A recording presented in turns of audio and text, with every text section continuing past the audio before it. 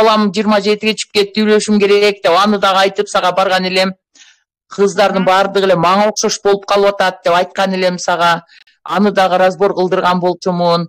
Ага дагы бир жыл Кудайдан ыйлап ар бир эмени жанагы нени практикаларды аткарган сайын бир күн эле кое койсом, жанагы бир ырчы жолук салынган ырчы кыздын музыкасын кое койсом эле ыйласам болобу. Себеби биз трансформация болуп атканда кичинекей нерсе дагы таасир этип баштайт экен да.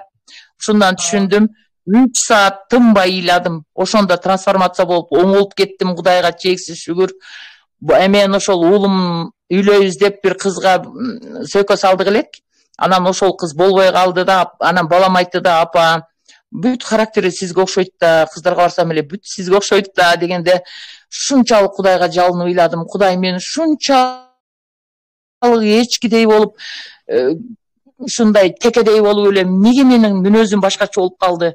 Бир ошол бала кезде 5 жаштагы мүнөзүмө кайтып барайынчы, жөнөкөйлүк алып келчи мени. Мен өзүм окшогон стерва келинди не хочу. Ушу келиним ыймандуу болсо экен Кудай. Дан 1 жыл ыйлап, 1 жыл Кудайга ушул трансформация курсу менен пайдаланып, ушул нерсени сыйындым дагы, Кудайга дагы, Кудайга сыйындым, биринчи очередь Кудайга тапшырдым. Анан кийин ушул практикаларды жасадым.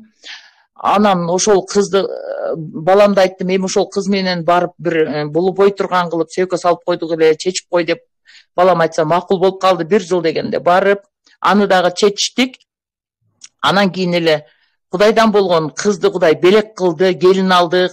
Азыркы күндө ушул небере күтүп атабыз. Кудайга чексиз ыраазымын. Иши кылса бардык проблемалар чечилет экен, өзүнөн өзү чечилет экен, только өзүбүздөгү, ичибиздеги мусорду тазалаш керек экен. Өзүң стерва болсоң, келиниң стерва болот экен. Өзүң ыймандуу болсоң, келиниң ыймандуу болот экен. Өзүм ыймандуу болуп, ызаткан сага окшоп жумшак болуп баратам. Келиним дагы өзүм окшогон келди. Кудайга даңк, Кудайга чексиз шүгүр. Ушу ыраазымын, заткан рахмат.